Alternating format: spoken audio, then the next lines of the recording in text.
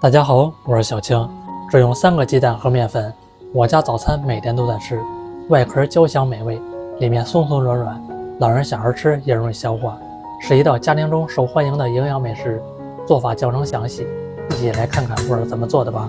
大碗里加入3颗鸡蛋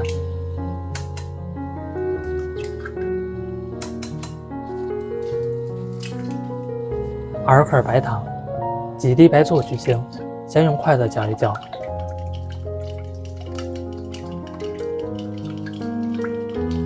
20秒钟过后，用打蛋器来打发。我每天都会分享一道家常美食视频，感谢您在影片下方为我点个赞及订阅支持一下，非常感谢您。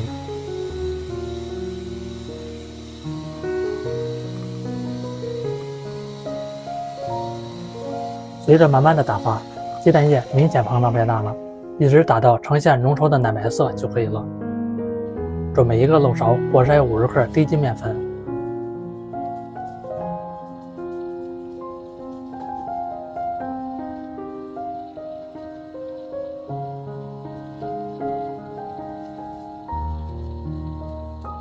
来上下翻拌一下，把面粉搅均匀。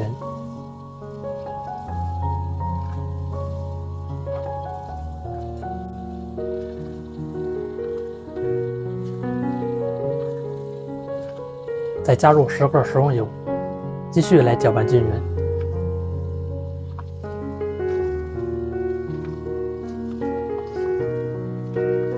准备一个模具，里面放一张硅油纸，表面再喷一层食用油防粘。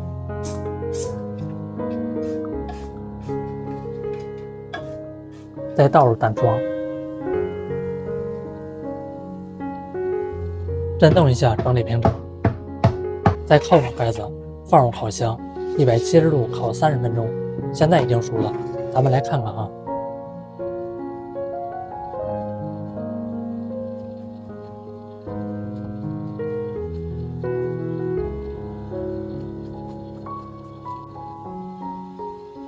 摸起来非常软和，这么一道蛋糕就做好了，闻着香味浓郁，颜色也有食欲。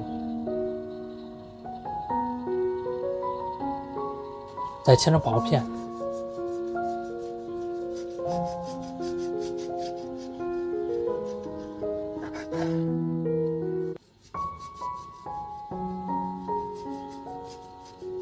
有早餐不知道吃什么，就试试这个做法，香味非常浓厚。蛋糕学会这样做，真的比买的好吃，几块钱的成本就可以轻松搞定，老人小孩吃也容易消化，做法简单家常，喜欢吃就赶快收藏起来试吧。感谢您的订阅支持，我们下期食谱再见。